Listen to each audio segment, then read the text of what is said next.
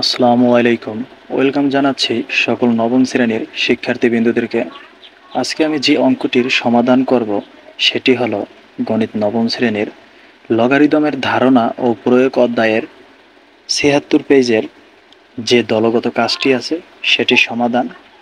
এখানে দলগত কাজটিতে বলা আছে ১৮৮৫ সালের ১৪ই জুলাই মানিকগঞ্জে যে ভয়াবহ ভূমিকম্প সংঘটিত হয় রিক্টার স্কেলে তার মাত্রা 7.0 রেকর্ড করা হয়।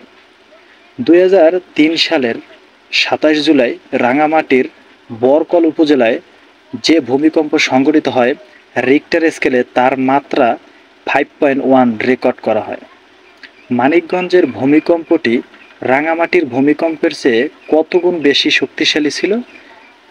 এখন এর সমাধান আমাদের করতে হবে, কিন্তু আমি পূর্বের ভিডিওতে আরও একটি সমাধান দেখিয়েছিলাম। সেটিতে বলা ছিল যে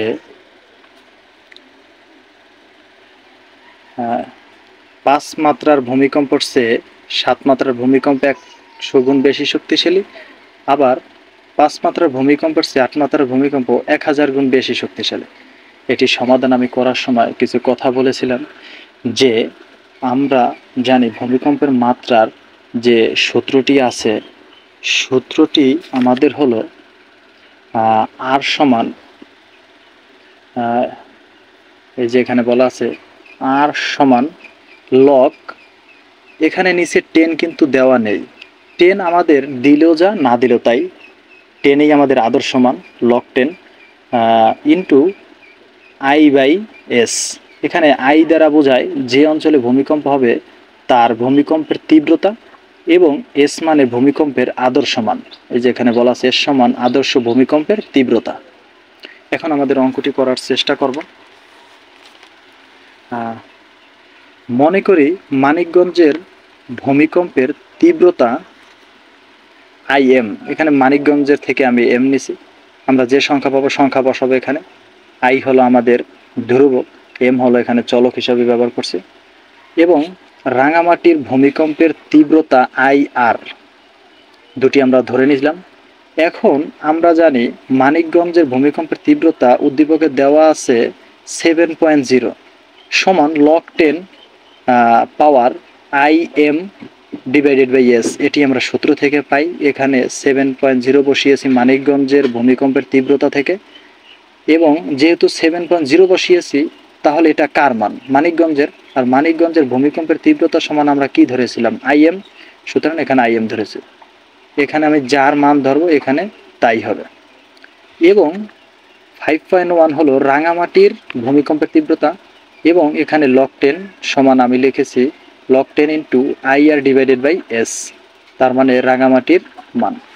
এখন আমরা পূর্বে অঙ্কতে দেখেছি কিভাবে আমাদের লগ থেকে সূচকে আসতে হয় এবং সূচক থেকে লগে যাওয়া যায়।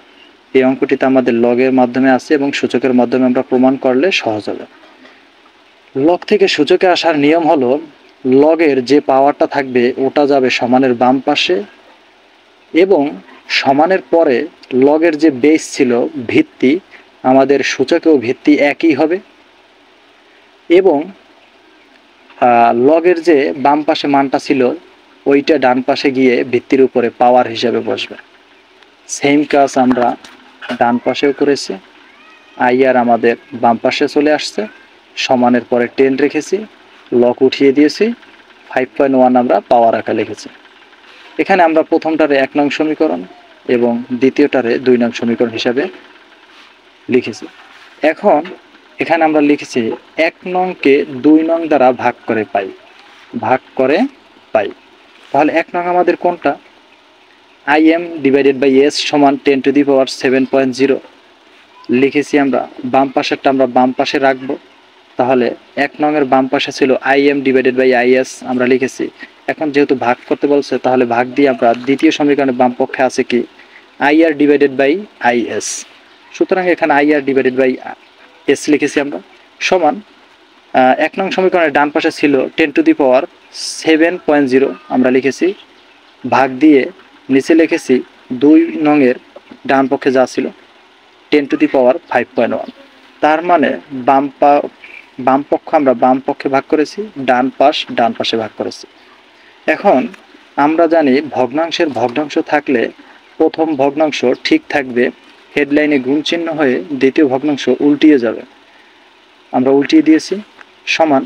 এখন এখানে ক্যালকুলেটরের মাধ্যমে 10⁻7.0 যদি আমরা মান বের করতে চাই, সেক্ষেত্রে আমাদের মান আসবে 1 কোটি, এবং 10⁻5.1 এর মান যদি আমরা বের করি, মান আসবে 12,05,892.54।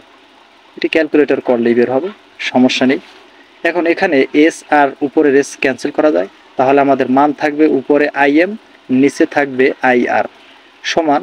এখানে 1 কোটিতে যদি আমরা নিচের রাশি দ্বারা ভাগ করি, সেক্ষেত্রে মান আসবে 79.43।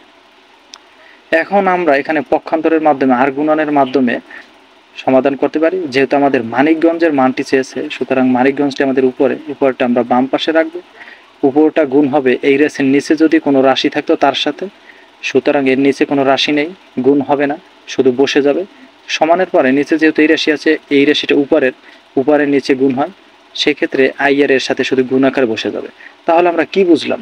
সুতরাং মানিকগঞ্জের, এম মানে কিন্তু মানিকগঞ্জের ভূমিকম্পের তীব্রতা রাঙামাটির ভূমিকম্পের তীব্রতার, তার মানে এই যে রাঙামাটি ভূমিকম্পের তীব্রতার কত গুণ? তীব্রতার চেয়ে 79.43 গুণ বেশি শক্তিশালী। এই যে আমরা দেখতে পাই যে রাঙামাটির সাথে এত গুণ বেশি। কার তীব্রতা? মানিকগঞ্জের ভূমিকম্পের তীব্রতা। সুতরাং এটি আমাদের প্রমাণ করতে বলেছে।